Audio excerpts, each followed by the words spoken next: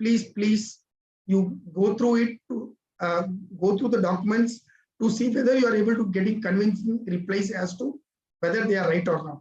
So not necessarily whatever that is given before you generated from the system is right. You only have to take it with a pinch of salt and see that you are able to prove that whether the schedules or the necessary documents which are giving is matching with it or not. If they are not matching, please ensure that you try to appropriately address it either in the financial statements or through the report or through the long form audit report. The choice is yours. Kindly take care of that very, very cautiously.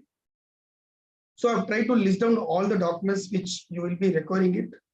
This will help you to plan the audit, and this will give you a fair idea of where things stand also, including the pending litigations, bank reconciliations, your fixed asset details, your NPA accounts, your SMA accounts. All those things will help you to review and see whether those have been properly taken care in identifying NPAs or not, including the demands on traces. Many of the branches, though have centralized, there might be some old demands pending, which you can try to get the credentials and check, or try to get a confirmation from the management that there are no demands when it comes to TDS or GST. And very importantly, the written representation. You need to get a management representation. I have also given a small format where you need to get the management representation from the branch manager when you close the audit actually. And what I have did additionally is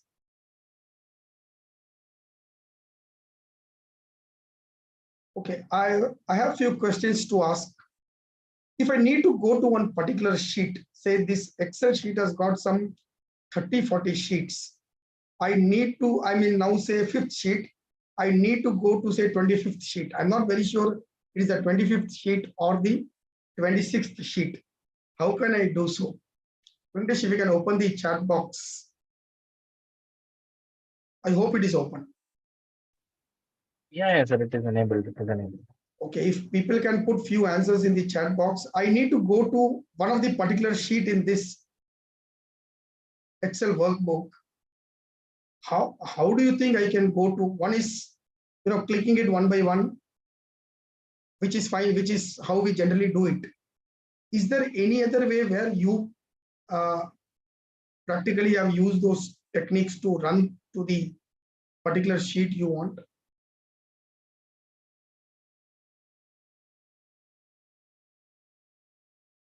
Maybe we can give hyperlink. Perfect. So to give hyperlink, I need to work beforehand where I can tell that written representations, right click, hyperlink, link here, and then say insert link. Yes, it is possible. Any other way out? That is the right way, but I will feel that that is required if you want to have the data more organized, where you keep shifting between two places very, very often. Here, I don't think so. We require that frequently.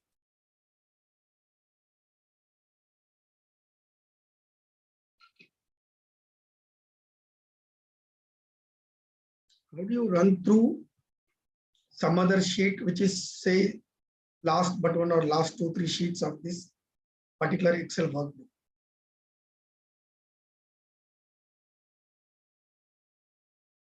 Try giving some answers, nothing wrong.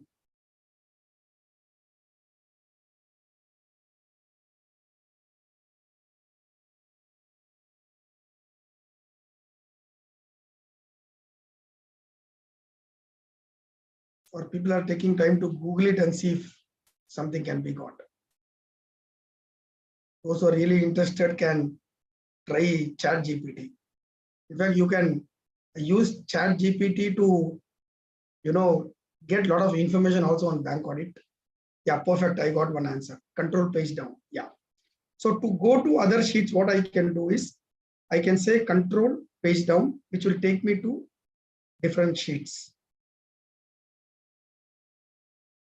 One way. There's one more way which I would like to tell you is, you can see these 2 arrows on the bottom left side. Just right click, you'll be able to see all the sheets. I know you would have did this or seen, but you would not have registered in your mind. So here now I need to go to the last sheet because I was not very sure whether this sheet MR is management representation. I click.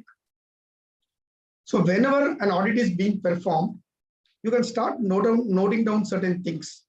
Like today when we were discussing, we were on the sheet number 5, requirement for audit. Control home.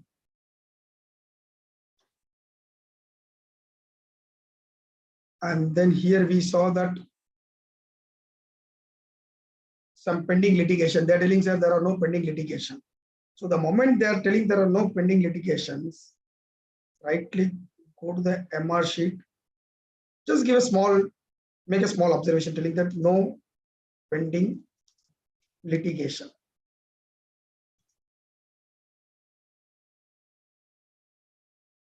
Now, do you think I should compulsorily getting, I mean, this should form part of my working papers or it is optional? Can somebody tell me, should I get this compulsorily pending litigation or is there a way out where I can find actually? Now, few banks do capture that in a core banking system, but what if it has not got captured? Just because it has not got captured, I cannot put myself into trouble. So for those points where I need to only fall back on the branch manager or the branch to get the information, you need to have a management representation. So you can put these small points here, and later when you are going to finalize a management representation, you can put those points elaborately. Choice is yours. But the reason why I'm telling you this is, I have seen that when we do the audit, we have a lot of things we note here and there.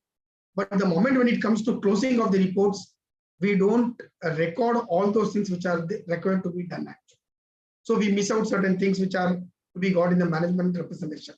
So to avoid those things, it is better we put 1, 2, 3 as and when we are doing the audit, so that tomorrow when we are going to finalize the audit or when we are going to take the final written representation, we will not miss out any of the thing. So I'll right click, go back to the sheet we were there. We were the requirements for. Yeah, MR was the last point which we covered. And if any one of you have got doubts, I will request you to put in the chat books then and there. If possible, I will try to take it up immediately, or we will take it up in the end. Then we have tried to give a small sheet where we could capture all the information about the other audits. So before even we start the other audits, you must always go and check with the branch that if there have been any frauds which have happened. Why is it why is it so that I should go and ask if there are any frauds at the branch? Even if it is there, I can always ask in the end, make a note and close things. Why do you think I should ask that in my initial days? Can somebody put in the chat box in Zoom? Why you think? Any guess will do. That I must be interested in knowing if there are any frauds which have happened during the bank, right in the beginning of the audit, rather than at the end of the audit. And you can always tell, sir, it's only a post-mortem. What difference is it going to make? To decide my sample, perfect. More than deciding on the sample, it is deciding the areas where you need to be very, very careful. Say if there has been some frauds which have happened in the jewel loans, then all those areas where jewel loans are there, you'll have to be careful. You'll have to tread very, very cautiously, because if anything goes wrong, it can put the auditors into trouble, telling that you knew some fraud had happened and you were so ignorant about certain things. So that will help you to plan up the audit, put the area which you have to really look into it can help. Yes, somebody has given the answer that we can concentrate on specific transactions where fraud have happened. It's not just not those specific transactions, but all those areas relating to it will have to be seen that anything official or anything has been missed during the finding of the fraud action. And if there are any cash shortages, especially if the amount involved is more than 5,000 rupees, you will have to ensure that that has got reported on the same day. if the cash shortage beyond rupees 5,000 is not reported on the same day, but reported say after 2-3 days, that itself is a fraud and will have to be reported, and it will have to be informed it to the top management as well as the general statutory auditor. So please ensure that those parameters are also taken care. This small template will help you to capture those things. The branches may be subject to concurrent audits, which many of the bigger branches are. In those cases, you can note down the observations by perusing the last 3 months report. I put December 2022, Jan 2023, and Feb 2023 report, where you can capture the observations which are given in the KYC, advances, physical documents, documentation, revenue or leakage, and all other areas which you feel relevant. This also will help you to plan up your audit program to see which areas you must be giving, the areas which you must be spending more time on. So kindly fill those points. And whenever you are perusing a lot of reports, it might not be possible for me to take extract of all the reports. I cannot take photocopies of every concurrent audit report which I'm going through. So the notings which you make here will give a small idea tomorrow. Whenever there is a big question sought that, sir, how did you arrive at these things? You can tell these are the notings you can see which are there in my working papers from the concurrent audit reports which I have taken. So please ensure that these reports contain all the basic information which can tomorrow you can help to demonstrate that you have perused all those reports for the audit. Then if the branch is subject to RBI audit, you can make note of that. The branch would have been subject to some inspection report, which they do it every year. The bigger branches is done every year. Few branches it is done once in 2 years. If under your audit period, if there has been anything done, please go through that and see whether everything has got closed or not. And if it has not got closed, whether they have time still to get that closed or not. If the time is over and still things are pending, you'll have to scrutinize those pending things and give your observations also. Very importantly, do not forget to go through the preceding year statutory audit report, LFAR, and tax audit report if you are doing the audit. Because a lot of works would have been done by the previous auditor, and he would have given a lot of hints for you to perform your audit this year. Like LFAR especially, if the points contains that these are the items pending for so many years, it is going to help you to do the current year audit with ease, because you can pick the information from there, see whether they are continuing or not, if they are closed, whether they have been properly closed or not. And then your job will be only to find continuing thing for the last 1 year only. So kindly go through that. In many cases I have seen people have did a very, very decent job, and it helps us to plan our audit also for the current year. So kindly take care of this area also when you are doing the audit. The branch is subject to IS audit. What are the observations and how things have been closed? Same is the case where it comes to revenue audit, stock audit reports. The branch could have did some forensic audit reports on some borrowers. If those are the cases, you have to be careful, because if the forensic audit report have concluded there have been frauds, then we have to deal those accounts or those areas altogether differently. There could have been some credit audit reports, cash and currency chest verification report, other special reports, some important correspondence at the branch. All those things you can make a small note of it, which will act as your working papers, and also you'll get a clarity how you have to take the audit forward. The verification of physical cash, I just try to give a small format where you can note down the verification was done by whom, which partner, review, observations if any, date and time of verification. And what you have to do is you have to just fill the figures and automatically the output will come. Of course, basic multiplication function we have put, including mutilated notes if any, and then late cash and other things also has been captured. And where there have been surprises verification done, you can make note that when it was done and it was done by whom actually.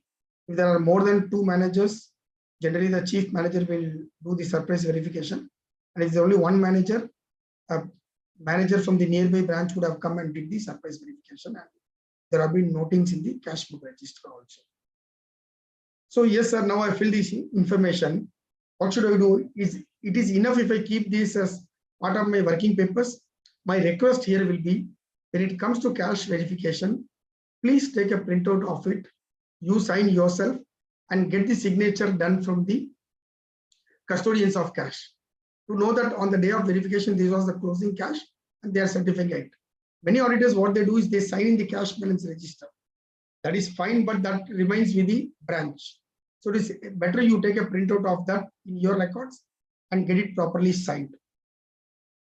Now, if I do a preview of this, you can see some shades actually.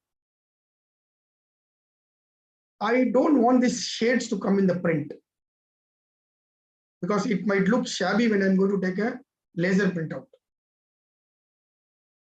So how to see that these shades don't come in my printout? At the same time, I don't want to go to the sheet, remove my conditional formatting and remove the shades manually. What I can do is I can go back, select this, say remove shades, and because there are conditional formatting here, go to conditional formatting. One second, screen is paused.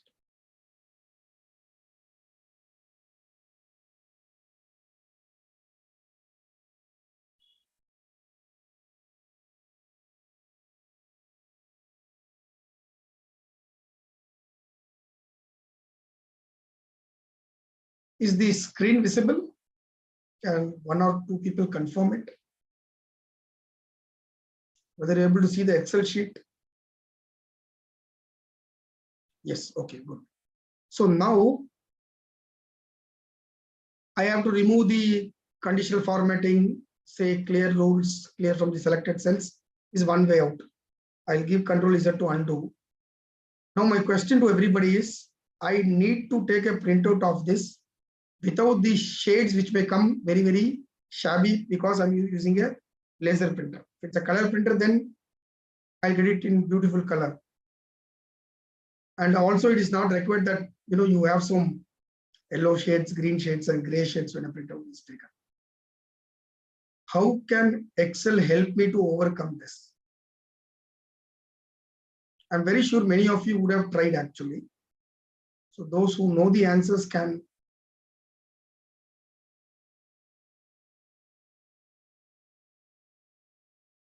On the page setup, sheet black and white. Perfect. I've got two answers in page out option. Choose black and white. So there's one option known as page setup, which is there in the bottom. You can click this. Alternatively, you can go back. There is a page layout option given in the ribbon. And there you can click the bottom end arrow also. Both will open a same dialog box. Choice is yours. So I'll show you both the way. Control P. Go to page setup. This will open a page setup dialog box in which you go to the last tab. There's a page tab, margins tab, headers, footers, and sheet tab. In that sheet tab, you can see a checkbox known as black and white. So I'll just give black and white and say OK. Now what has happened, I'll just go back and show it to you. All these color codes are there in this Excel sheet. But the moment I go to print preview, this will not come under the printer. So this will help you to have a legible printout, but at the same time, it doesn't disturb your Excel sheet also. Okay, now in this case, I've got this come under two sheets. I'll take a printout.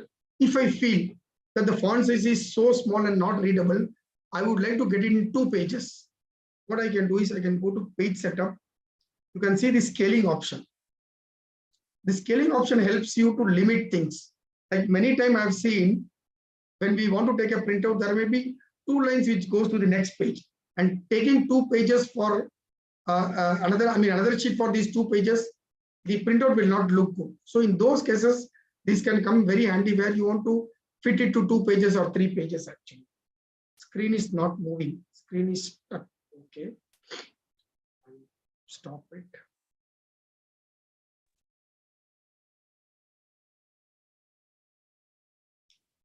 Can somebody confirm that you can see the print preview screen?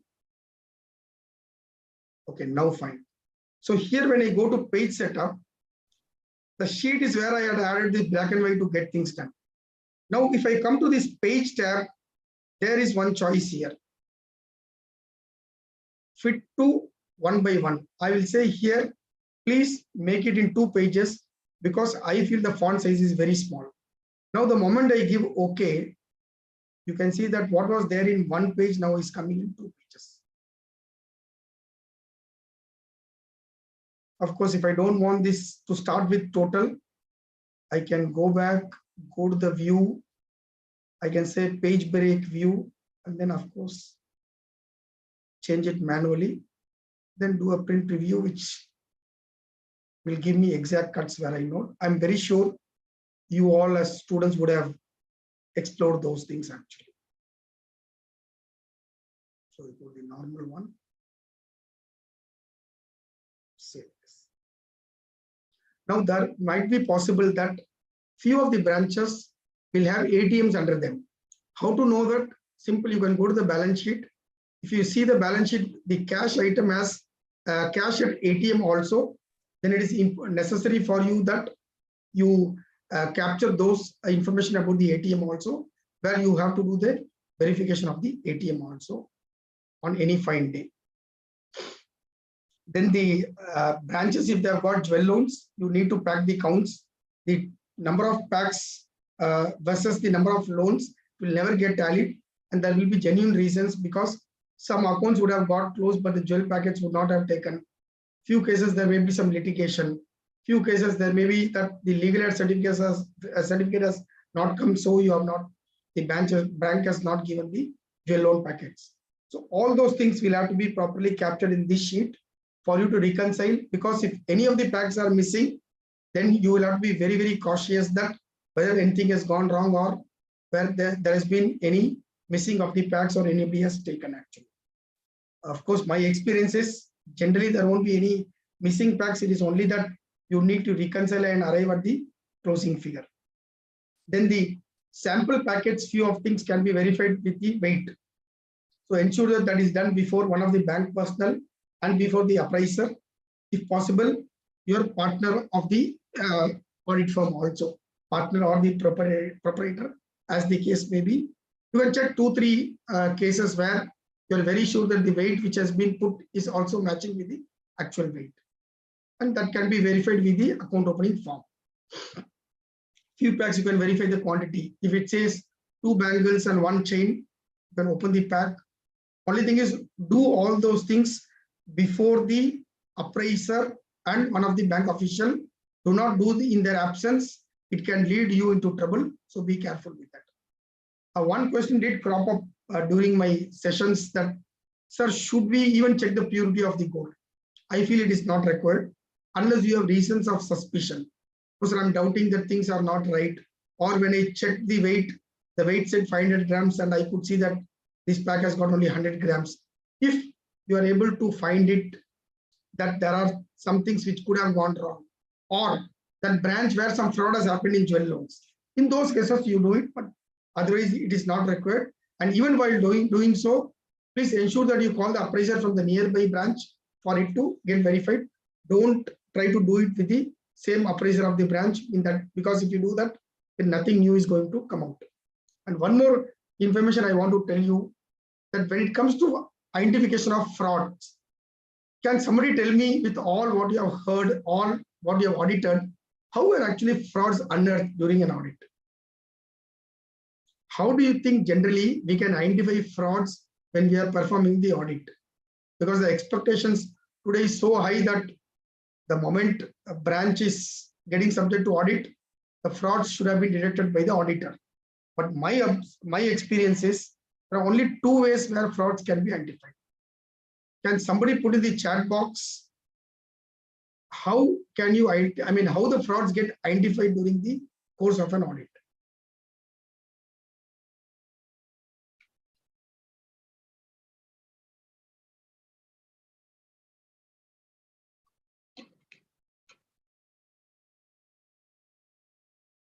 No answers, I'm scared. because okay, somebody says using audit trail. The audit trail will give you idea of things that you can use it to see if there are any deviations. Somebody says RBIA, you will have to give a full form. I will request everybody not to use abbreviations, not here, but anywhere, because a lot of places abbreviations can mean two different things. Like I remember in few of the audit reports, one word answer is given in form 3CD or LFAR. Yes, no, NA. Now NA, what would NA mean? NA can mean not applicable, NA can mean not available. So please, to the possible extent, don't use jargons. It can create trouble actually. Risk-based internal audit, perfect. Okay.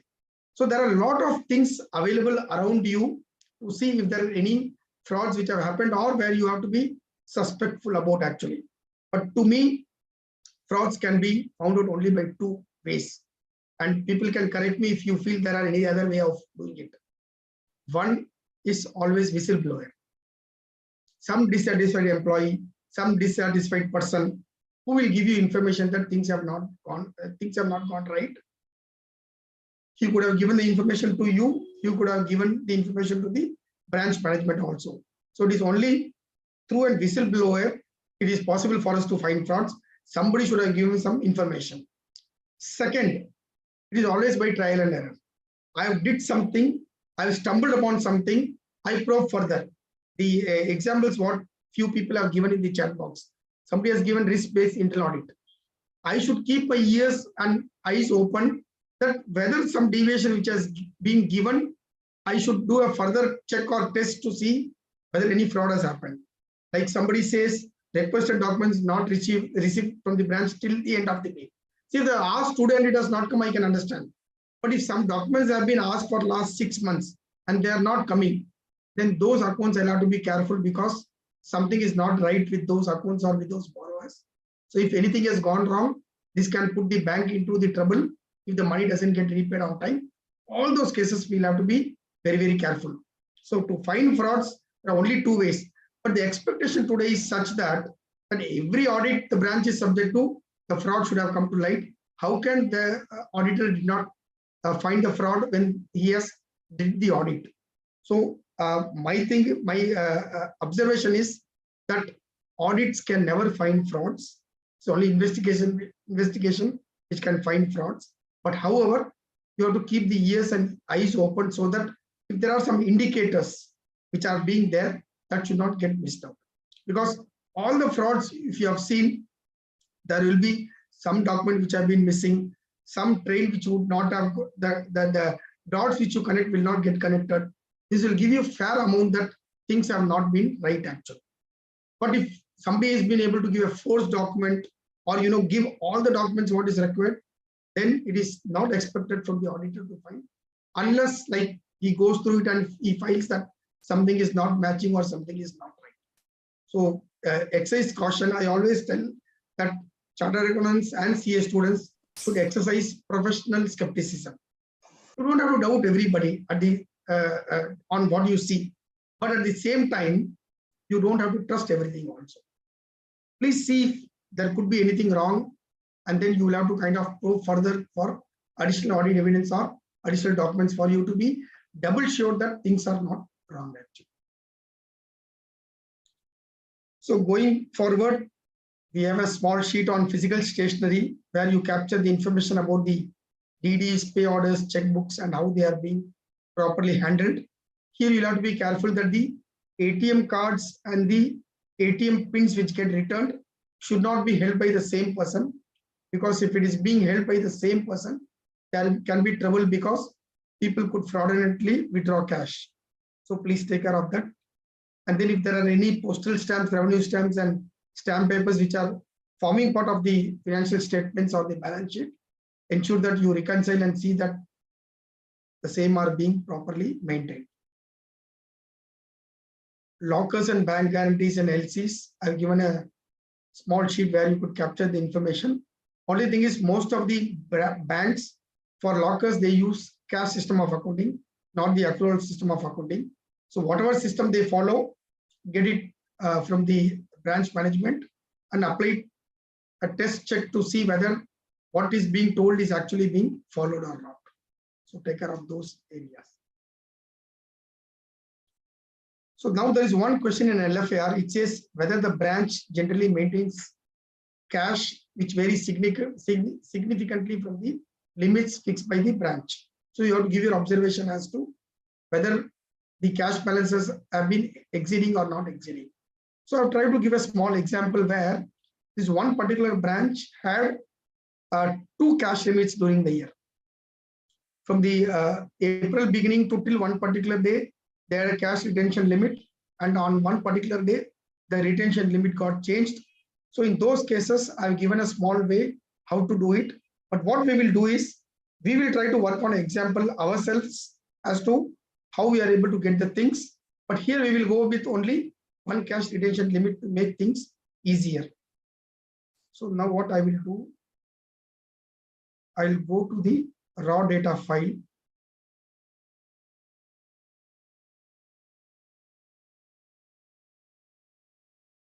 There is cash balancing file for 2018-19. I'll open that file.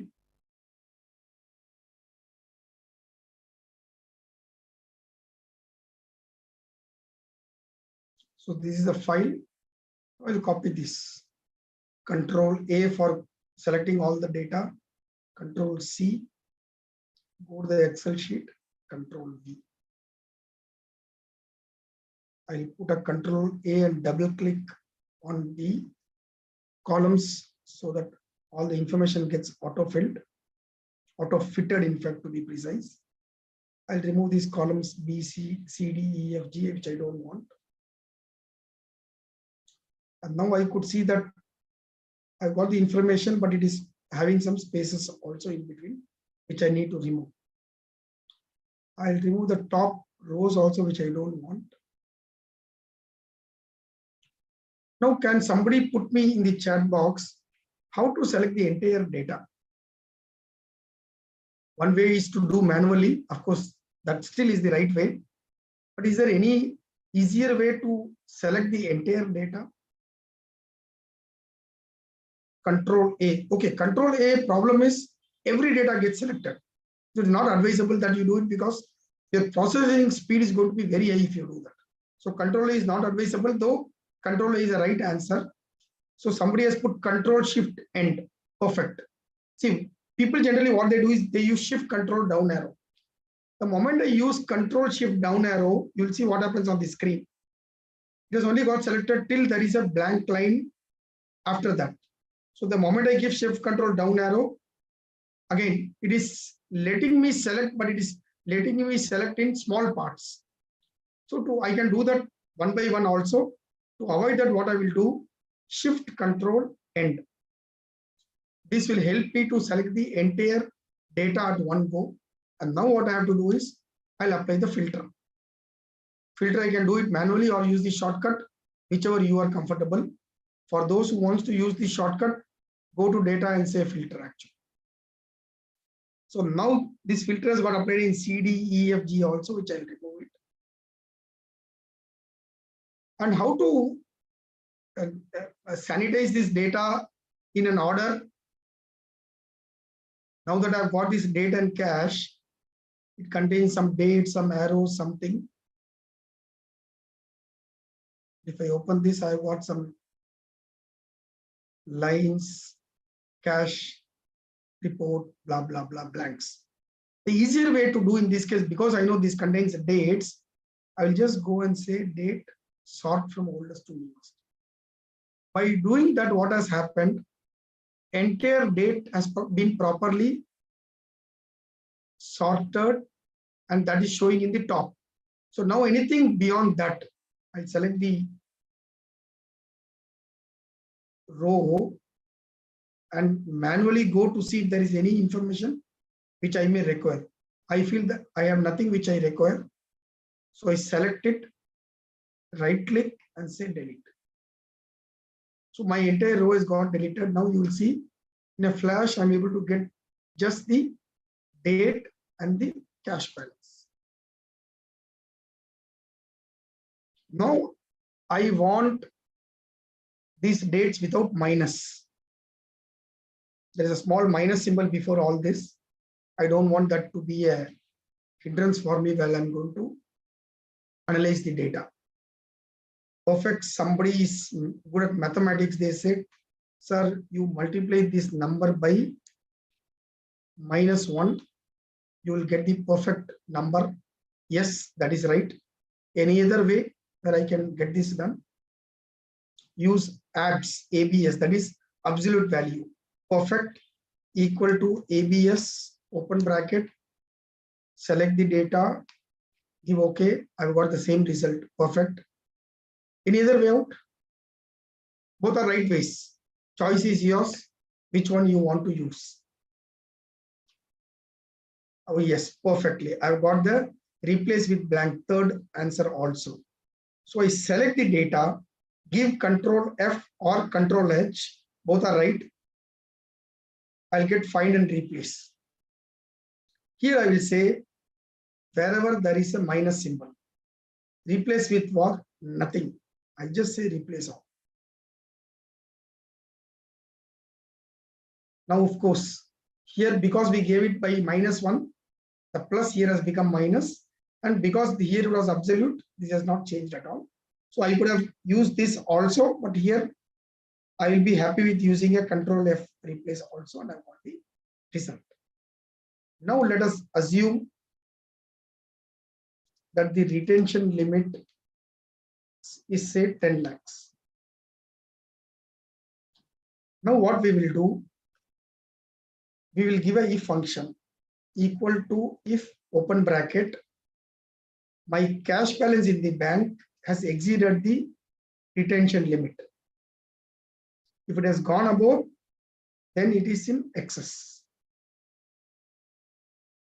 If it is not in excess, it is within limits.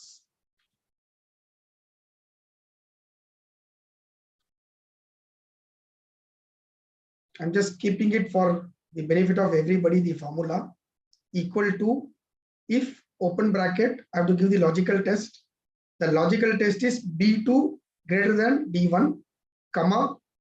If it is correct within double quotes, I want the answer to come as excess because the amount is more. If it is within that limits, I have to say within double quotes, within limits, I've got the answer.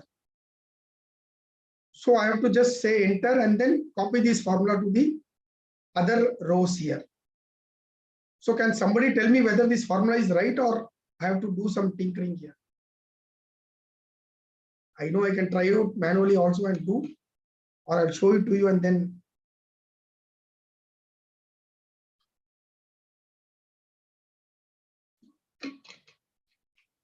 How come on 2nd April, the 831430 should have been within limits is showing us excess? Here also same problem.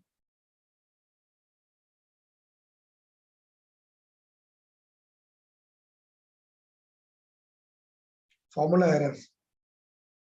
Yes, formula error. Dollar missing. Perfect. Perfect. Perfect. One of the participant has told it rightly. So what I should have did here is I should have locked this D1 by putting dollar before that. I can use F4 also to do that. So I put $D $1. Now I try to double click, it will work. I'll show you one more thing. I've copied this formula here. Here I've got the answer. Now, when I wanted to copy this data to the other cells, what I did is I gave a double click here, it worked. Is there any other way out where I can get the same result done? Control D. Okay. Control D, I have to be careful. Only thing is I should have selected the one with the formula, then give shift control down arrow. Okay, down arrow is letting me select the entire range. So the trouble here will be to do it only manually, select it and then give control D. That also will do the job. I can do the same way using control C, control V. I'll say control C, select the data, control V. So you can see that there are multiple ways where I could have did things.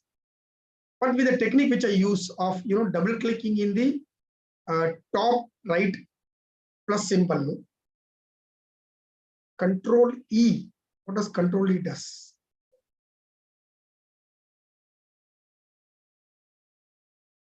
Control D, I know it copies from the top. Okay, flash fill, perfect. Okay. Flash fill works only if you're going to, take a data from that particular nearby cell and then do. I don't think so. Flash fill will work here. No, flash fill will not work for this. So Devki, flash fill works only, like if I'm taking say 831 from this, which is the first 3 digits, something like that, then flash fill may work.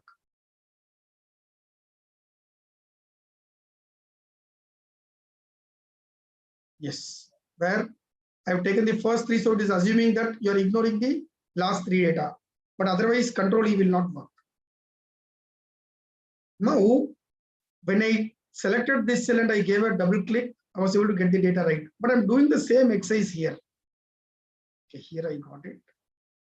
I take it a little farther. Now, if I do a double click, now it is not working. Can somebody tell me why? When I gave a double click here, it worked perfectly. But when I'm doing the same thing in the G cell, it is not working. Space. Where is the space? No problem with the data. Same formula here.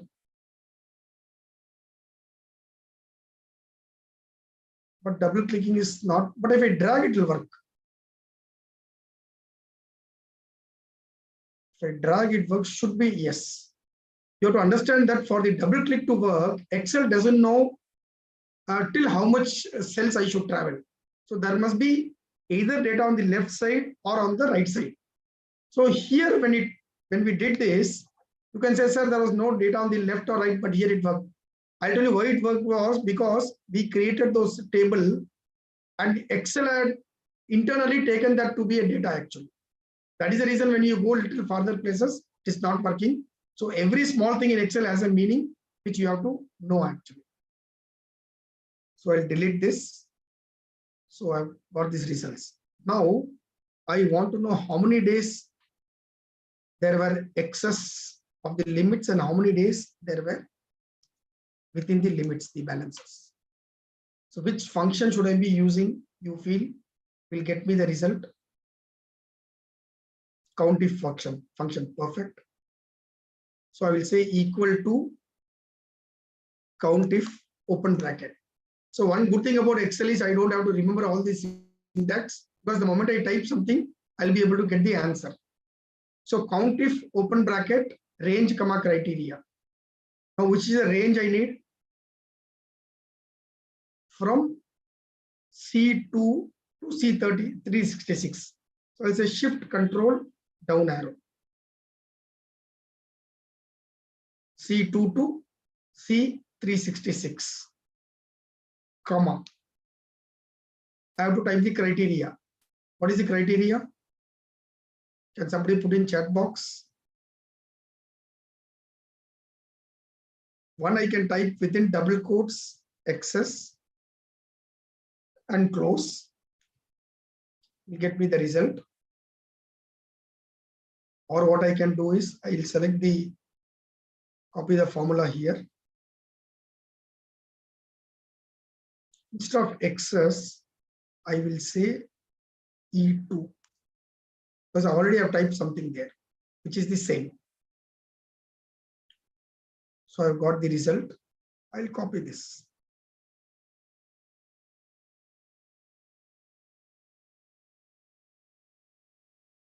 So the problem when I copy is here it has taken excess because then I should have manually typed this as within limits, which will be cumbersome.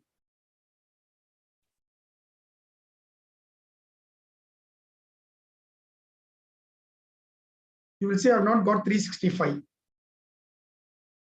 So if I selected this, it was good. But what happened when I selected here? I lost one data because when I copied, Excel dynamically changes the cell. So my C2 has got missed. So what I should have did here is I should have locked this cell by using F4 or using those dollar symbol.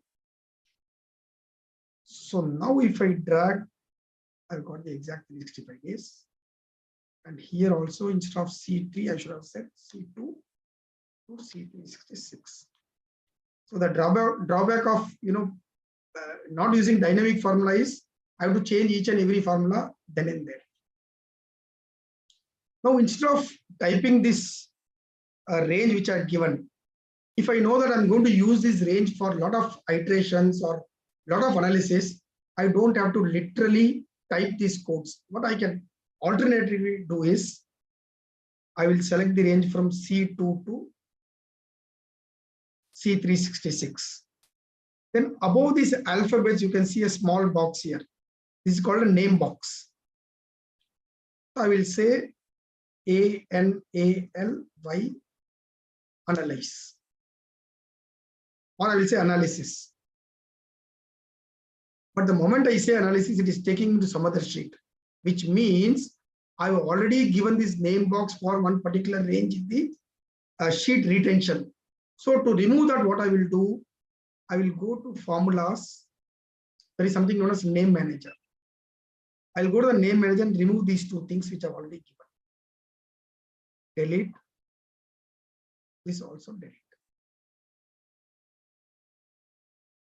Of course, by doing that, I've disturbed some formula here. Never mind. So I'll go to the top.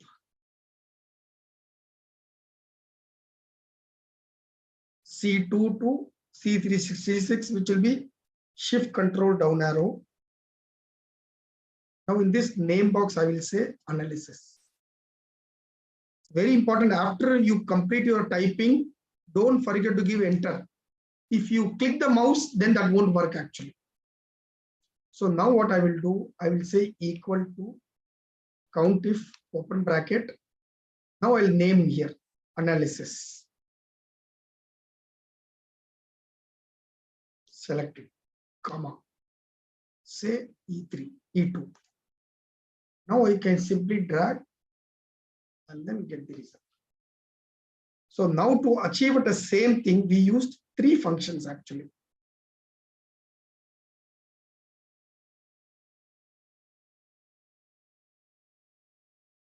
And all the 3 are right. But of course, only thing is first function I will never advise. You cannot be using Excel and making your life difficult. So all these things is big no. So I'll strike it off. The strike off shortcut is Control 5 for everybody's benefit. Control 5 will help me to strike out things. If I do it again, it will undo things also. It's a toggle switch for striking on and striking off.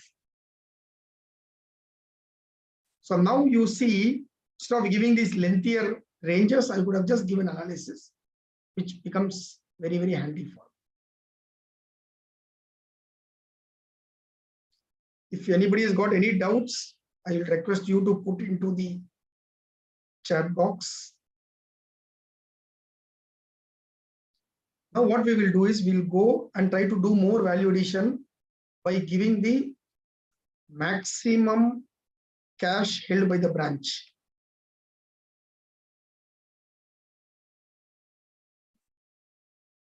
You may ask a question, sir, are we required to do it?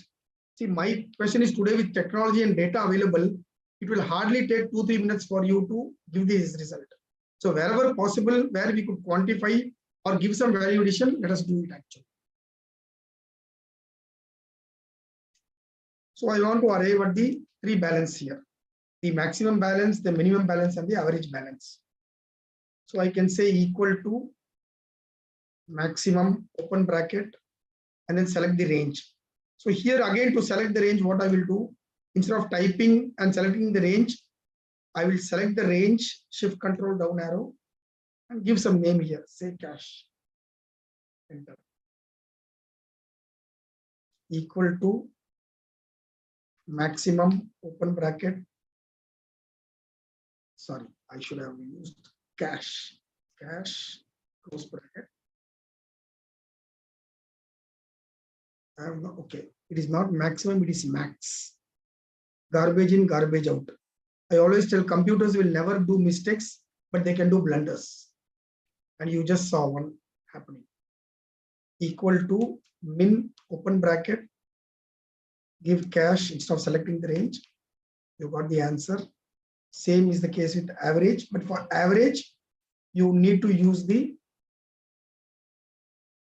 full text. That's the syntax for average. Syntax, open bracket, cash, close bracket. I've got it. I can go to home and select comma to give a proper display of it. Now what I have to do is, I want to know which are the dates the maximum and minimum balance was there.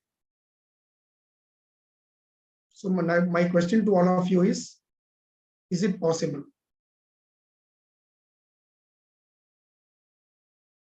Is it possible to arrive at the day on which this maximum balance was there? And then is it possible for me to arrive at the day this minimum balance was there? If yes, what is the function? If no, why? I mean, what could be the reason that we cannot be able, we won't be able to do it?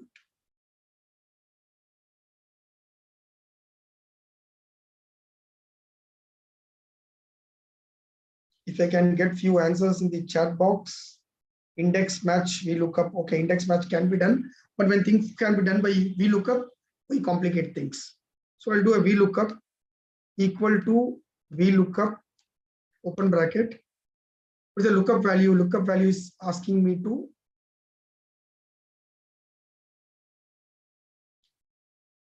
I need to select from the one which I've got the result is F7, comma. Now it is asking me for the table array. I want somebody to put in the chat box as to from where should I select. I should select from A2 or A1 or B1 or B2 or C1 or C2. Or there is a problem here. And let me tell you, friends, what I'm going to teach you now is the common mistake which happens in VLOOKUP. If you are able to take care of this, your VLOOKUP can never ever go wrong actually. So can somebody put in the chat box, proceed with using the table array.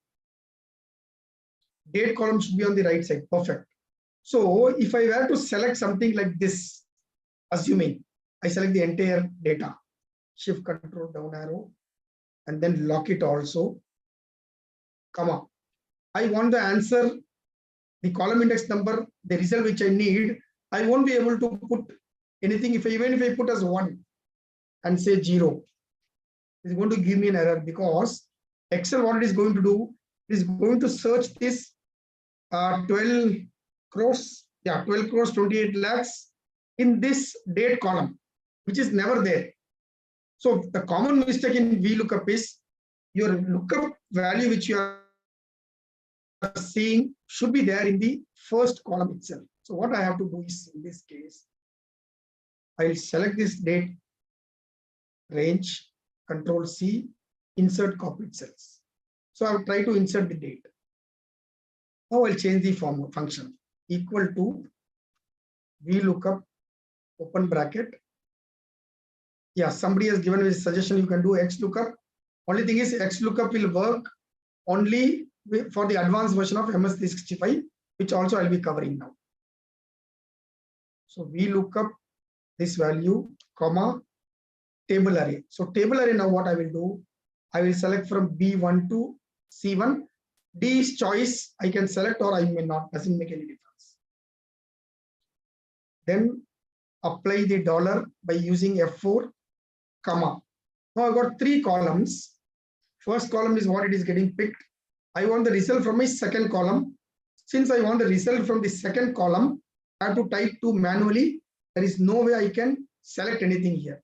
So I will type 2 here, comma. Is asking for a true match, I mean approximate match or an exact match. True is approximate match, false is exact match. In this case, I want the exact match. I don't want any deviation. So I have to type false or select false, false can be replaced by 0. So I'm typing 0 and say enter. I've got the result. Now get this to date format. I can go to home tab, select the short date and get the result.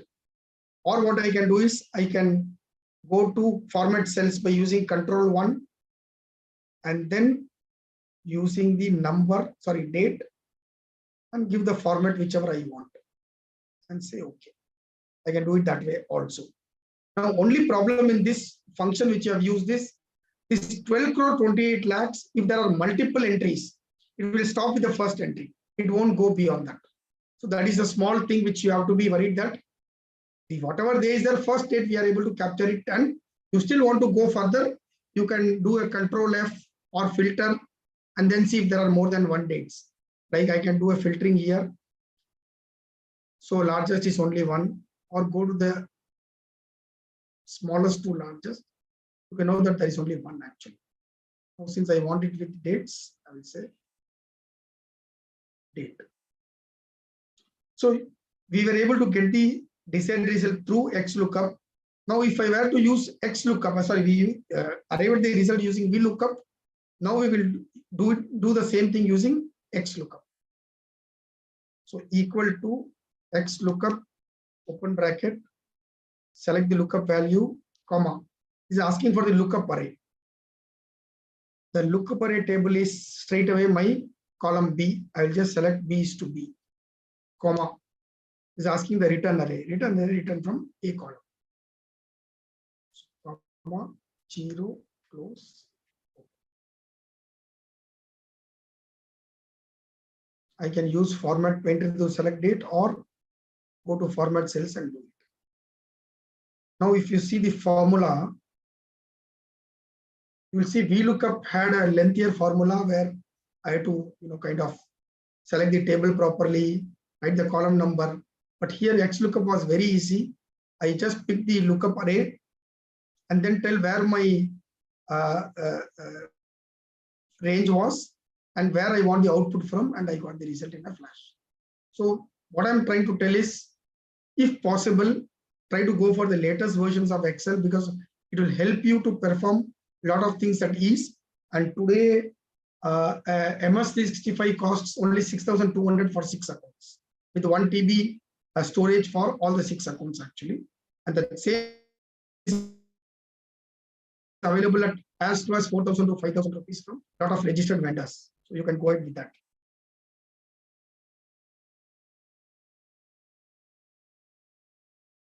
So now we will try to do the same analysis using the loan balancing file. I have attached one of a loan balancing file for you to work in the working files. So Control A, Control C, go to Excel and give Control V. Now what has happened? All this data has come here beautifully well, but the only thing is it has come in one row. You see this one row containing everything. I want this to be segregated properly. So how will I be able to do that? If I can get 1 or 2 answers in chat. How to text to column option, perfect. I select the, okay, I'll remove the top rows which I don't want, have the heading. Now go to data, text to columns. Now I've got 2 choices here. I've got 2 radio buttons. One asking me whether I want the data to do it through the delimited way or use the fixed width way. Which do you think will be ideal?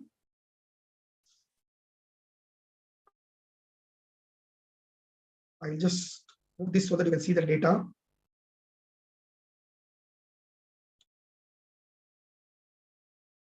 Can one of you tell me which choice, if I use, will be better, the delimited or the fixed width?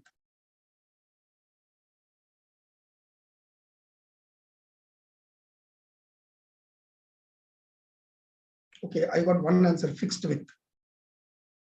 Why not delimited? That would have been easier, no? I'll show you how delimited will work, or if there are any limitations, we'll see.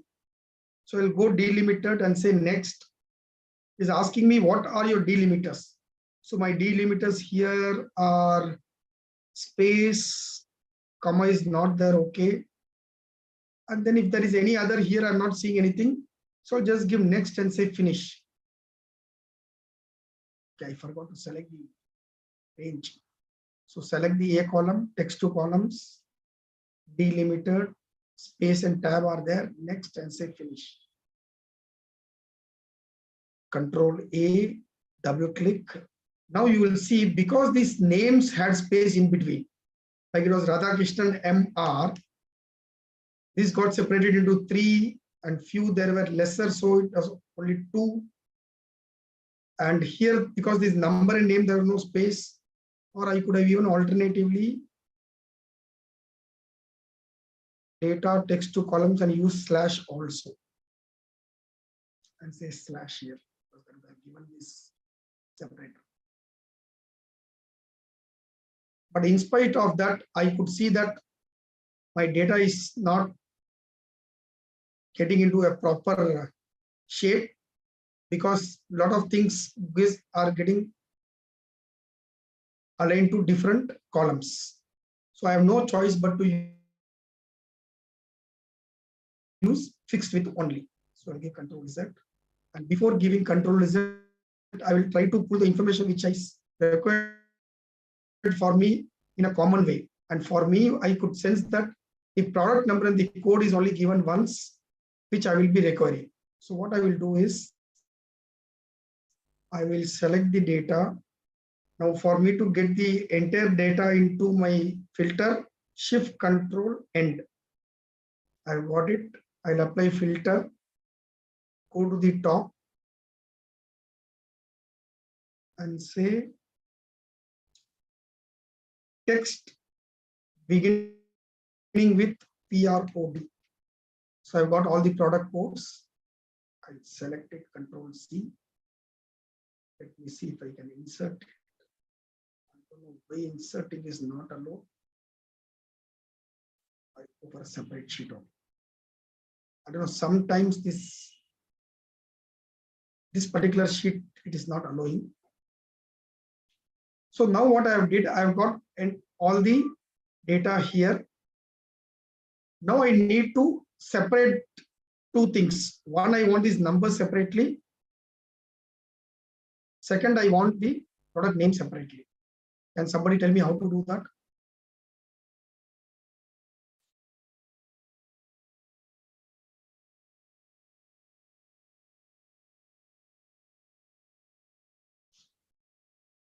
One, I can go to data, text to columns, say delimited, and then put a colon here. But the trouble here is, it is going to, I'll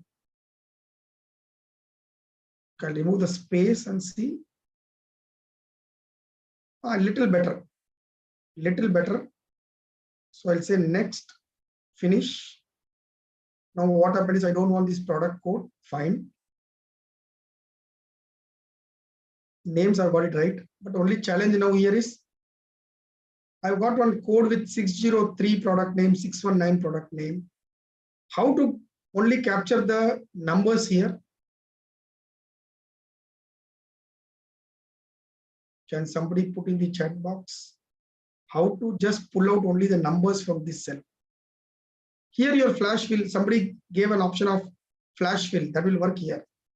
603 and then select the range and say flash fill. One way of doing it. Is there any other way I can do?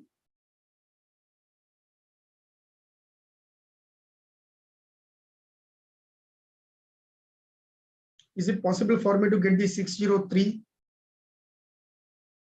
I can go to text to columns, say fixed width and slice it. One way of doing it. I've got it. I'll delete this. Somebody says length. Length will help me to see if I use length, LEN, open bracket, select this. It's only going to be give me the number of things. So here what you can do is one function known as left, L-E-F-T, left. In fact, there are three functions every CA student should know: left, right, and mid. Wherever you want to pick some data from the left side, use left function. Where you want to pick from the right side, use right. And where you want to pick some particular data from the cell which is in between, use the mid function actually. So here I want the first three characters from this. So I'll say left, select my cell, comma, 3, close bracket. Sorry, I want 4 because there is a space here, it seems. Okay, so I gave 4, but I don't want this space actually. So before I process the data, what I will do is I'll do a Control C, right click, paste special, values. Can somebody tell me by doing this, what has happened? I copied the data, Control C, right click, paste special, values. Number is in text. Yes, no problem. We'll set that right also. But before that, why should I do a control paste special values? Can somebody tell me why I should do a control paste special values? Is it really a must?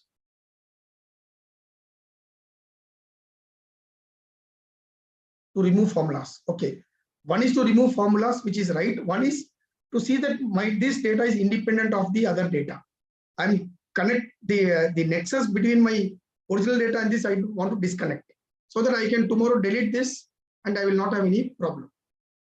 Now coming back to this question that this is a text. Let me just check whether actually it is text or not. Equal to this into 1.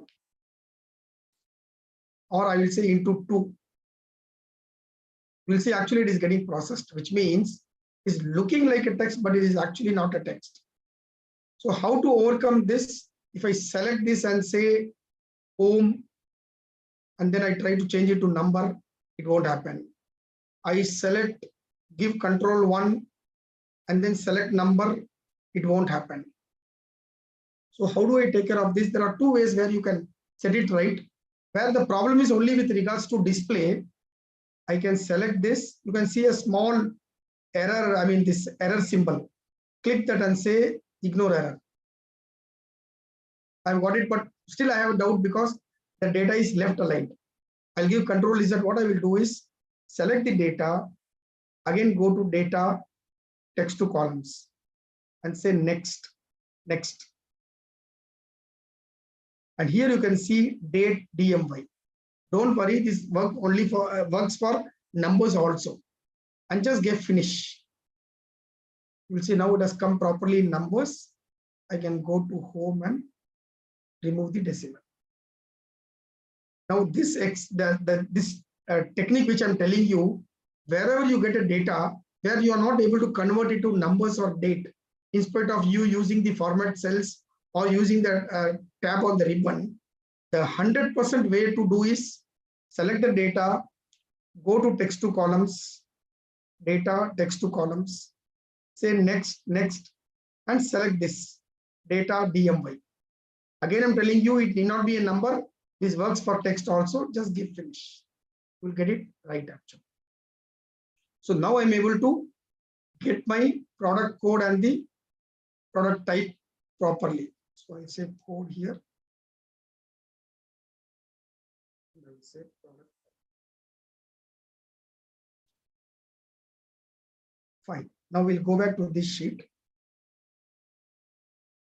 Now that I've copied this separately, I'll remove this rows, delete row. So now we'll first slice it vertically, that is column wise, and then come back to remove all the unnecessary rows. So now what I will do, select the data, go to text to columns, and give fixed width, because we saw that delimited in this case is not going to work out, but I have to do it manually. I'll give next and then try to use the slicers. So I'm slicing it here, I'm slicing it here, I'm slicing it here in the middle to be safe. And because this is a customer code, I will slice it right after the number because .00 does not have any meaning. And after slash, I will slice it. Then I'll slice it here. Now I have a small doubt which I have to ask to everybody. Here when I'm going to slice it, which place do you think will be better? The end will be better, the next data's beginning will be better, or middle will be better? Can somebody suggest me, if you are doing this analysis, which one you would have preferred? Same thing will be applicable here also.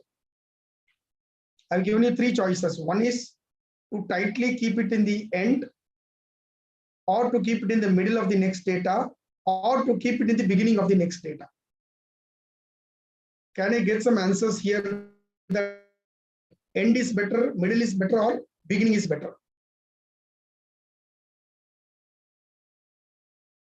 I'm waiting for one or two answers.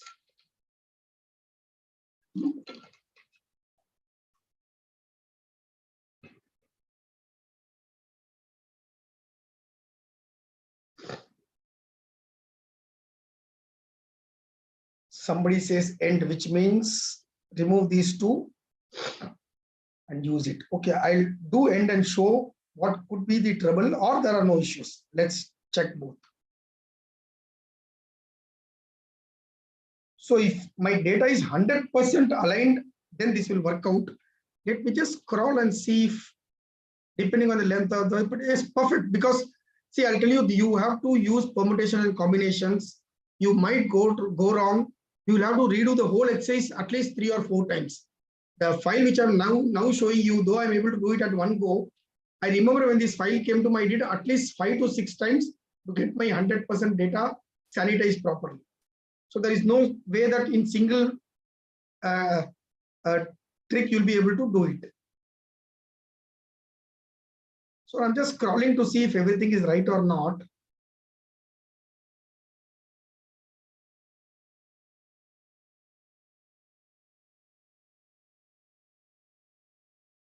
Here is the problem now. You can see here, had I given that very tightly, this 2012, what would have happened? 20 would have been here and 12 would have been out of it actually. So what I will do now is, I'll remove this and copy it here. And here also I'll double click and copy it here. So as somebody put it, it depends on the data. There cannot be a one foolproof answer where I will get it 100% right. But with these indicators, I can know where things could be wrong, so that I will save a lot of time. So now I'll give finish. Control A, double click. Now you will see this column. Okay, first I'll remove the filter and do the filtering again. Shift Control End, apply filter.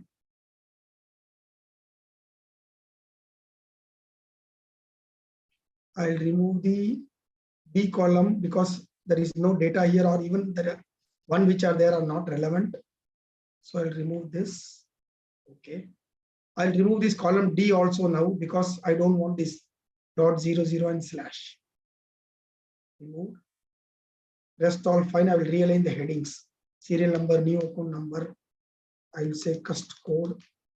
Name is fine. Open date is fine. This, because last 2 dates are missing, I will say LOPR date. And here I will make it as return rate of interest percentage. And here I've got liability.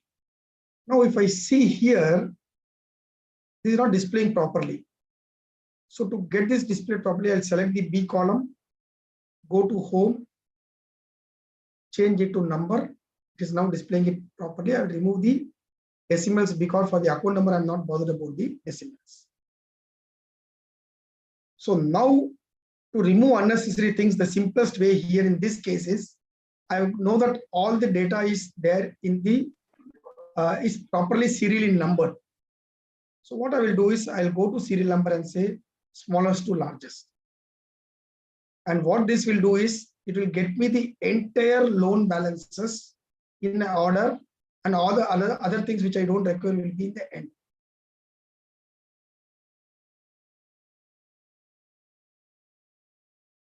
So now what I will do is I'll go to 1573, select the entire row and then give Shift Control End. Okay, it has not selected the entire row, but only limited row. So I'll try to give Shift Control End further. It's not helping me.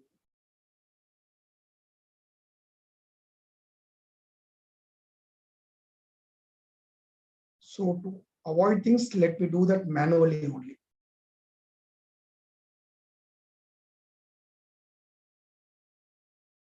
Select the row. I've given Shift Control page down. Just help me select the entire row. Right click, delete. Now let me see if there is any other issue.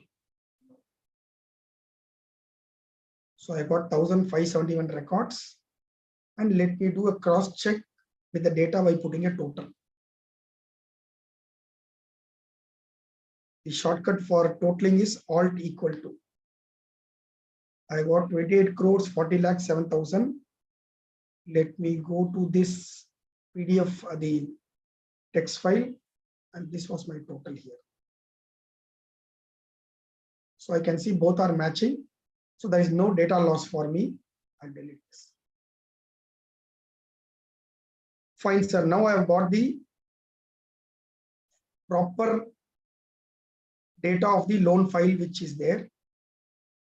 Now I'm bothered to get the product code from the account number.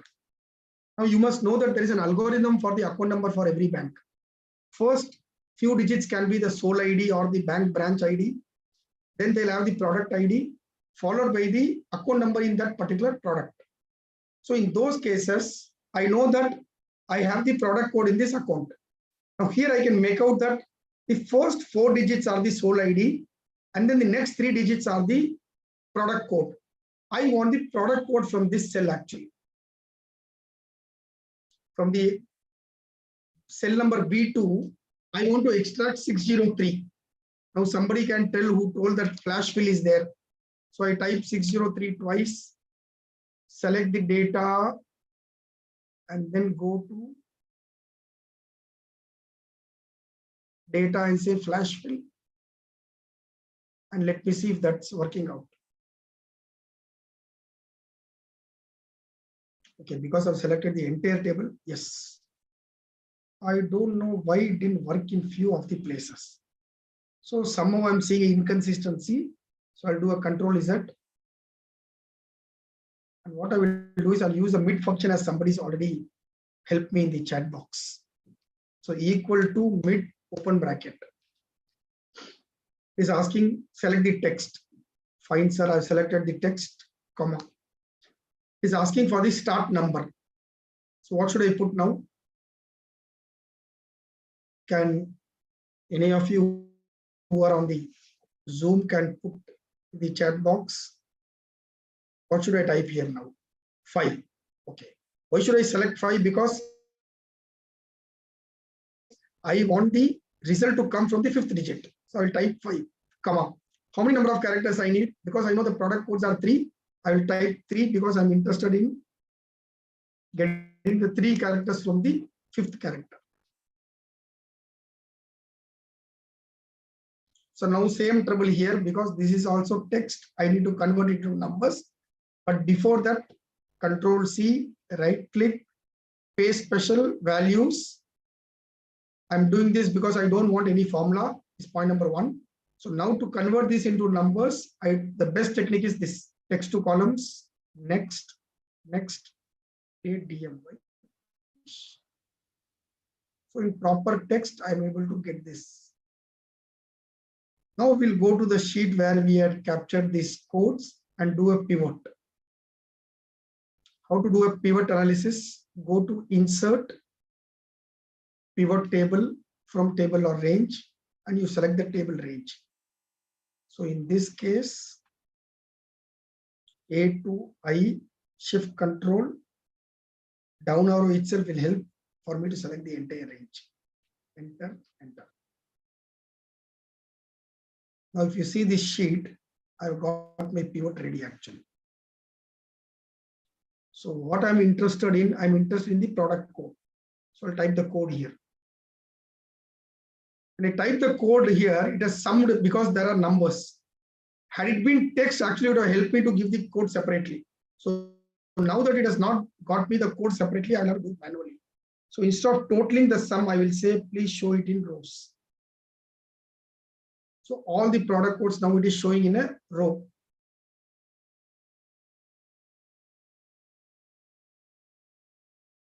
So now what is it I'm interested in? I'm interested in knowing the total of each product. So I'll just click liability. I'm able to get the liability. Now I'll select this name because I'm interested in how many people are there in each category and put it under sum of values. Now you can see I'm able to get this information at one go. I'll copy it separately because sometimes this pivot, when I'm using formulas, it doesn't work correctly.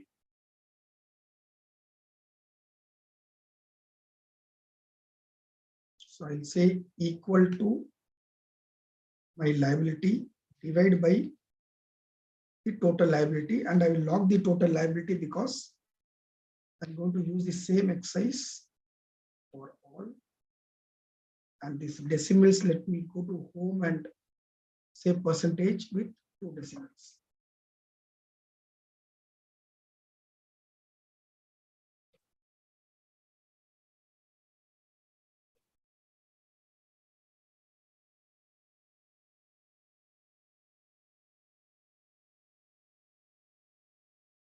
So I'll do filtering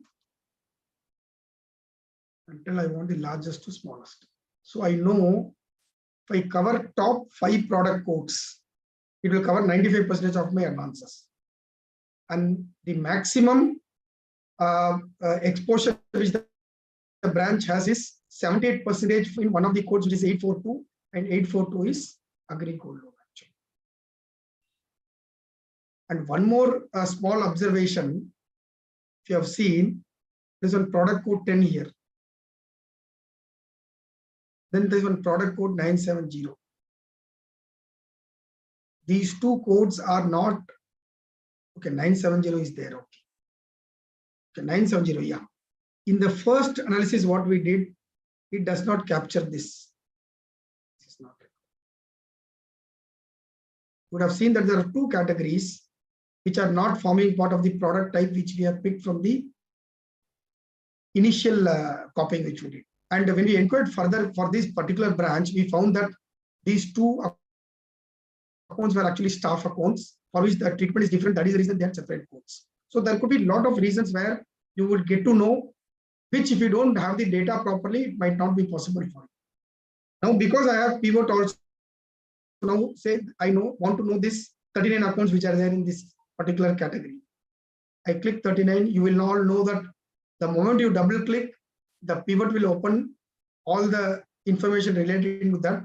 So I'll have to just say remarks. And then what I will do is select the top 5 items. Say, let me select the first 3 items here, which is the highest as per the balance. And then here, let me say newest to oldest. And let me select these 2. So now I will tell name, text by color, or not filter, sorry. I will say text filters, sorry, filter by color. So this is how now I can pick samples. That these are the 5 samples I'm picking, and by verifying, I can give my observations whatever I want to give. I can say here verified bank statement, no issues. You can say here reviewed the interest coverage or interest payments, whatever interest that has got levied for this account, whether they have got properly paid or not within the due dates. So all this information you can capture, which will act as your working papers. So you can see where even data is unstructured. By spending some reasonable time, you can bring it to a proper format and then you can do the analysis.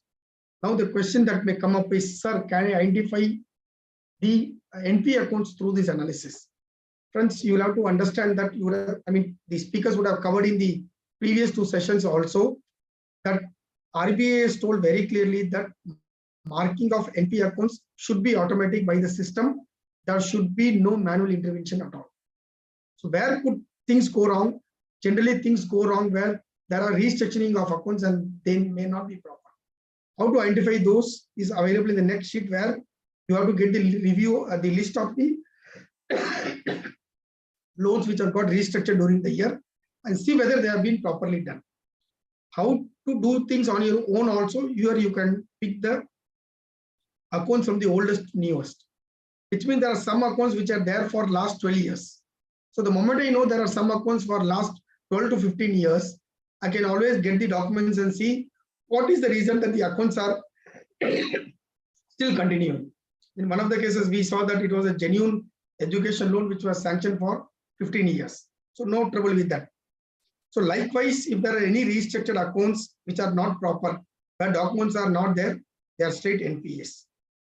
Then one possibility could be that the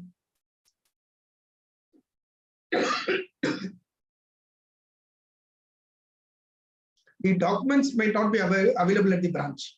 Says we are not able to trace the borrower, sir, but we have a structure on our own. In those cases, we have to be very careful because that cannot be restructured just like that. And very importantly, for an account which gets restructured, on the date of restructuring, the account should compulsorily be performing asset. If I have restructured a non-performing asset, it continues to be non-performing only. So that review has to be done properly, that on the date of restructuring, the account should have been a performing account. Only then it is possible for you to restructure. Otherwise, the restructuring is wrong and then it has to be classified as NPA. Kindly take care of that part. I have given one sheet where we have captured the fixed assets, additions and other information.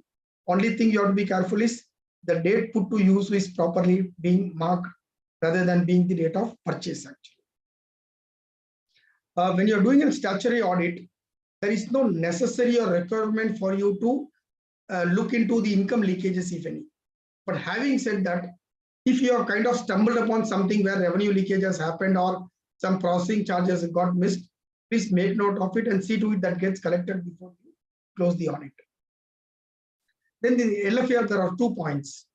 One is whether the test checking of interest or discount or commission revealed any excess or short credit of a material amount. Same whether it is case with the loan accounts as well as the deposits. So what we have did here is we have given the loan accounts which we have picked for sampling, and then what we have did is we have even verified it using our Excel. Like in this case, we just captured the details of the SB account, and we know that for 1,000 rupee which got deposited on 17th February, 3 rupee was calculated. So we have did the calculation on our own to check whether it is right or not. And we found that it should have been 3.33, but 3 rupee has been charged. So there was a small rounding of difference and it was satisfactory. So same is the case where we pulled one FD account, of course, accidentally or inadvertently, we picked a lengthier FD account, which had got 3 interest rate change during the year. And we were able to satisfy that all the interest calculated are in alignment with the ones which we calculated manually. You can tell, sir, is it really required? Because if it is going to be wrong, it is going to be wrong for the entire bank. Whether it is right or not, duty has been cast upon us to verify one of the loan accounts as a sample. And the moment we know that one loan account is right, all the other loan accounts or the other deposit accounts are also right. So please do that verification where you can confidently tell that based on this workings, what you did, you are able to answer those questions in the LFAR. So kindly do that. Then there is a small point in LFAR that after the balance sheet date and till the date of the audit, whether there have been any unusual large movements on the aggregate deposits. So here I've tried to capture the deposits as of 31st March 2023 And then as on 7th April, and then we were able to find that this is the variance and the percentage in figures. This will help you to know that whether there have been unusual movements. So in this case, we found that there are two deposits where there were huge variances, but when we went inside, we found that the amount was very, very small and immaterial, so we ignored it. So if there are any things, then you need to get the comments from the manager or the chief manager as to see that why there have been unusual large movements. And then there is a question that are there any divergent trends in major items of income and expenditure in comparison with the corresponding previous year, which has not been satisfactorily explained by the branch. So before even asking the branch, if you ask blindly, they will give a standard answer, sir, we don't have any major change. But it is upon you to compare it with the current year figure with the previous year figures actually. So here you can see the expenditure of 31st March 2023 is to compare with 31/3/2022 to see if there is any variance. Same thing is with the case with the income, and then you can get to find it actually. And I've given some small indicators by way of arrow. How to do that? You select the range, go to home, conditional formatting. There is one option known as icon sets. You can select the one whichever you feel comfortable. I will suggest you select the one which is on the top. This will help you and give an indication as to whether you should be probing deep things into it or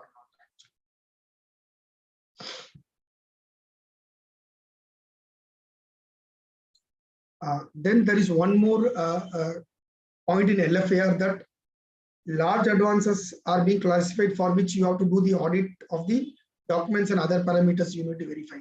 And they have defined the large advances.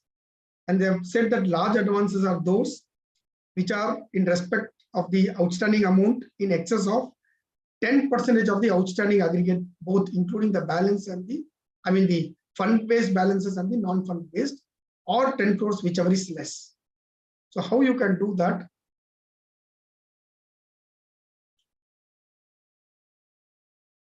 I've given the total loans.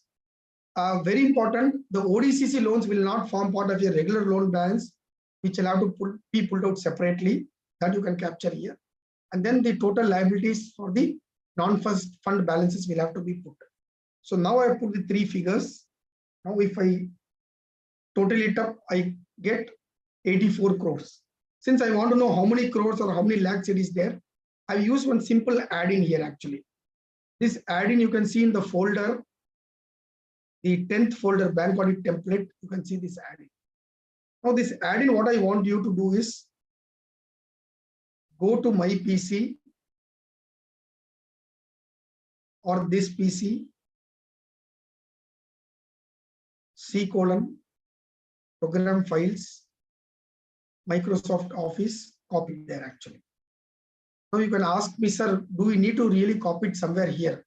The problem is if you copy it in your desktop and change the place, the function will not work out.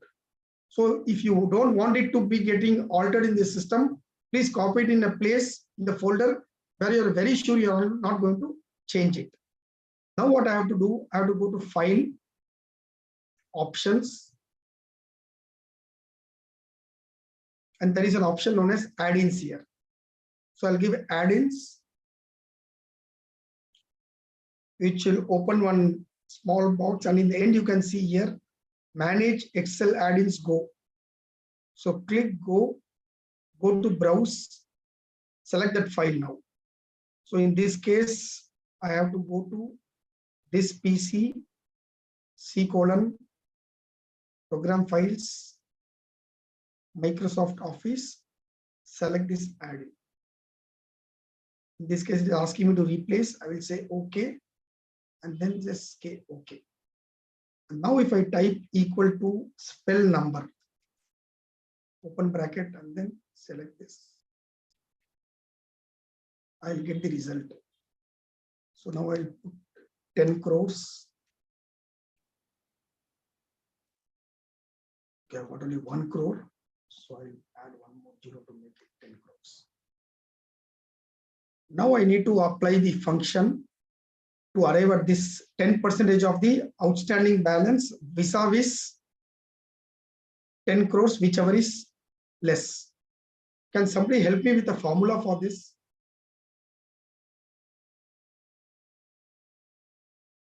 In the cell C20, how do I arrive at the 10 crores or 10% of the aggregate balance, whichever is less?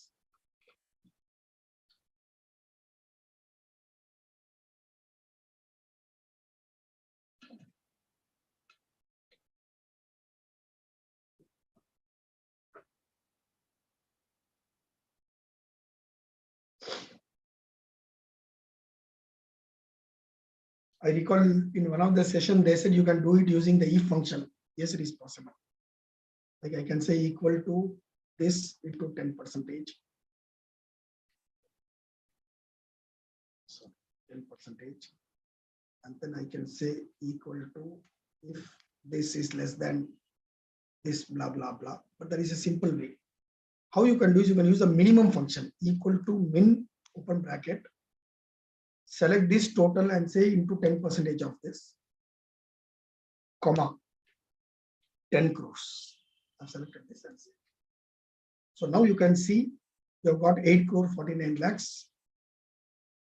To be very sure, I say control C, 8 crores 49 lakhs will be my cutoff value of the loan. Any liability beyond this will qualify as a large advance and I have to give a report separately. And I'll have to make my LFR workings do accordingly. Anything less than that, I have a choice of picking those loans, which I can. Now, there's one point in LFR where we have to give the list of accounts examined. So here you have to ensure that all the large advances are not missed. Very, very important. So those account numbers, the names and their balances will have to be given. Along with that, you add the ones which you have seen. So then you get the total and then you fill the total outstanding balance. And once you do that, automatically I've put a small formula for you to tell how much percentage I have got examined, which also can be filled here automatically. The LFR which you are going to fill.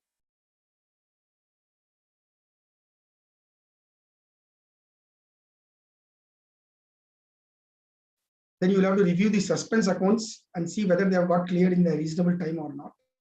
So for which a small capturing of information I have given. There's one more point in LFAR which says that have you come across any quick mortality in accounts? That is accounts which have become non-performing within a period of 12 months. So for this, what I have to do, I have to get the list of NPA accounts, not the regular accounts. I have to get the list of NPA accounts. Okay, sir, I've got the list of NPA accounts which has a lot of information. What do I do? You are only bothered about the sanction date. Say today's, our cutoff date is 31st March 2023. So I will say equal to my cutoff date. I will give F4 to lock this cell minus my sanction date.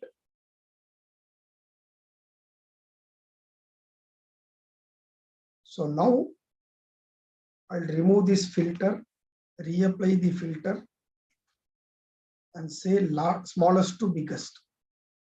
So I know that these accounts which are less than 365 days have turned out to be bad within 1 year of its sanction. And there are very many chances that there will be fraud in these accounts. I cannot take this lightly because I have to really probe into knowing, seeing that how could this account become bad within 1 year? How is it that the bank missed out in taking precautions? And in spite of, say, there have been some natural calamity or some fire and things have happened, then those are different things. Otherwise, we have to be very, very careful. Now, there's one more question in LFAR on liabilities deposits. That does the bank have a system of identifying the dormant or inoperative accounts? I'm very sure CBS would have taken care of it. But when this inoperative becomes, these inoperative accounts become operative accounts, you have to see that those are being properly taken care as to guidelines. Like the new KYC should have been obtained, and there are other circular would have been there, which has to be looked into. Now, to do this, the first and foremost thing is how to identify the accounts which have become operative. You go to the bank and ask, sir, can you give me the accounts which have become operative during the year? They won't be able to give you the list. And many a time I have seen they'll give one file, sir, this is the inoperative accounts file. You please check the documents. Now, wherever the documents are there, that will be there in the file. What we, as an auditor, we have to find the accounts which have become operative and they have missed to get the documents for us to see if there are any deviations. So how to do that? What I do is I first try to get the list of accounts, the list of inoperative accounts as of last year, that is 31st March 2022. Then what do I do next? I get the inoperative accounts as of 31st March 2023. So by doing that, now what I will do, I will see if these accounts which have got missed in the latest list have actually become operative. So I will try to get samples for those and see whether the branch is maintaining proper records for re-KYC and other consent letter and other things or not. How to do that? It's nothing but using a simple VLOOKUP function. Equal to VLOOKUP, open bracket. This is my lookup value, comma.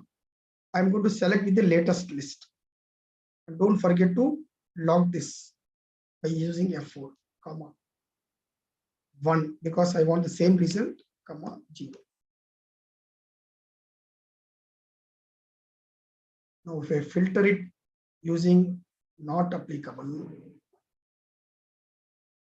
I know these 4 accounts have got operative. In fact, you will get so many. So in this, I can randomly pick few samples and tell them, sir, can I get the, in fact, not this.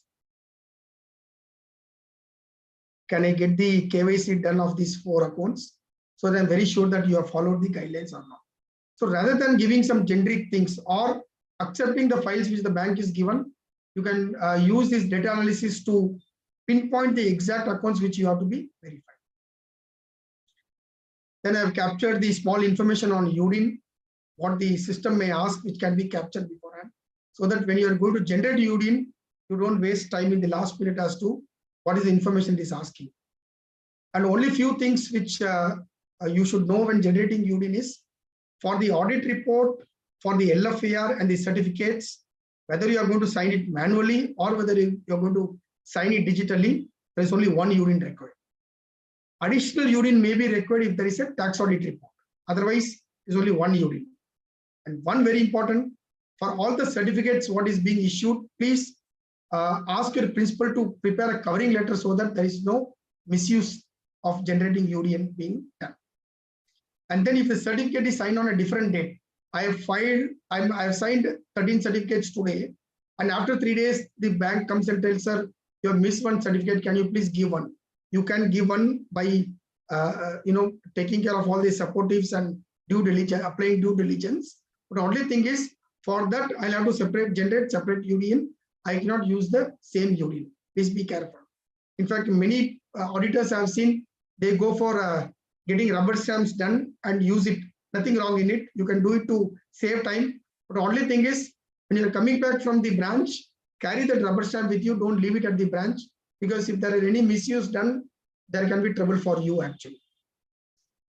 And then if it is signed by more than one partner, separate UDIN will have to be generated. And in case of joint auditors also, separate UDIN will have to be generated by each signing partner. And this is a small sheet which we prepare in our office where we capture the information which is pending. Say I'm asked one particular person to do the cash verification. So I'll say cash verification. Then I will say I've given this assignment to get the jewel loan verification done here. So we know who is taking part of which area, and once it is done, I'll give control 5, which it will get struck off. So this acts as a small indicator for me that I've asked for something and I've got it closed. Say I'm asking a specific circular on cash retention from the bank I'm awaiting. Till it is coming, it will be here, and the moment it has come, I'll give control 5 that it has already come actually. So this will help you to have a control of how things are heading and where things stand actually.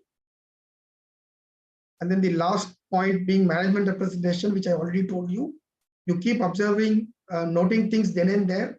And then in the last, you can always add in the format, because If you're going to do things in the very last minute, there are very many chances that you might miss 1 or 2 points. So it is better it is being captured than in.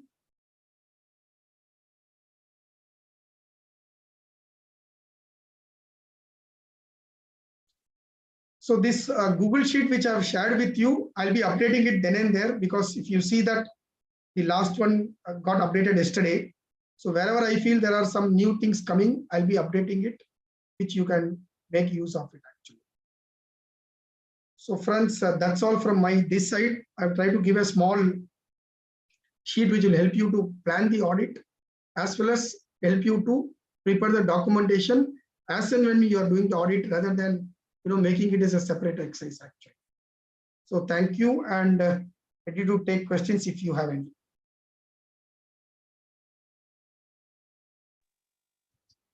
Thank you, sir.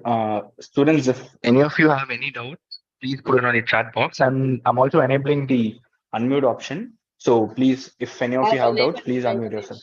I've enabled them. They can. Yeah. Okay. So please, students, you may proceed.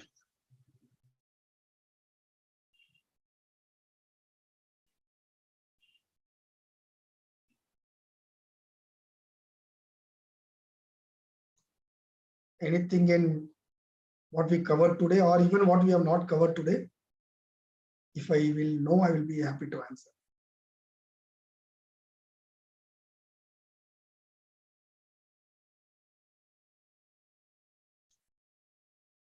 Venkatesh, you can check if there is anything in the YouTube also. I don't mind taking those up.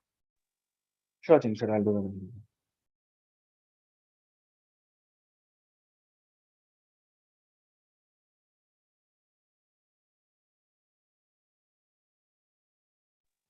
Sir, I actually have a doubt regarding classification of an NPA, a general doubt regarding classification of NPA. Okay, so for an account to become an NPA, there shouldn't be equal credit as compared to the debits. It is not like that.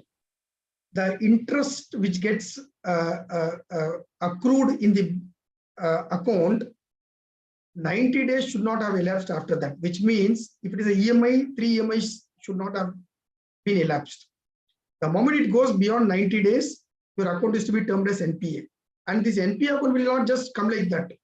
There are something known as SMA accounts, special mention accounts. It will first come under the category where you have not paid your dues within 30 days.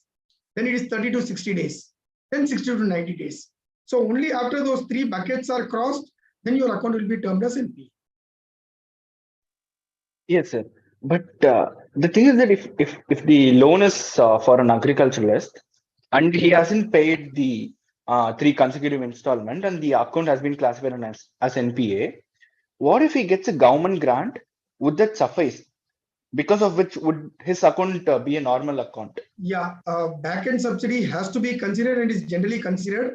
It is only beyond that he has not paid, then the account becomes NPA. Till the time, whatever that due is there, that gets considered for classifying NPA. I mean, the benefit is given to the farmer. Okay, sir. But when I came across such a situation, the grant was not as equivalent as the accumulated debits. No, it should have, because see, there may be some back-end subsidy. The subsidy are to be given only when you pay the last installment. Okay, that will not be considered. Your grant which is there should be legitimately due to you, that you will be getting it. It is only then that has to be considered. Otherwise, no. So in your case, it must be the back-end subsidy. Okay, sir. Okay, got it. Okay, thank you.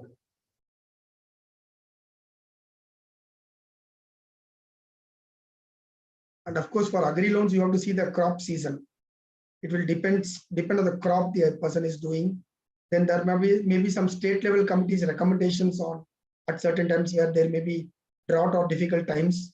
All those will have to be considered before you arrive at the things. And at the same time, don't blindly go by what the branch has done. There are very many chances that they could have also gone wrong in understanding the circular or the things. If satisfied that everything is fine, then no issues.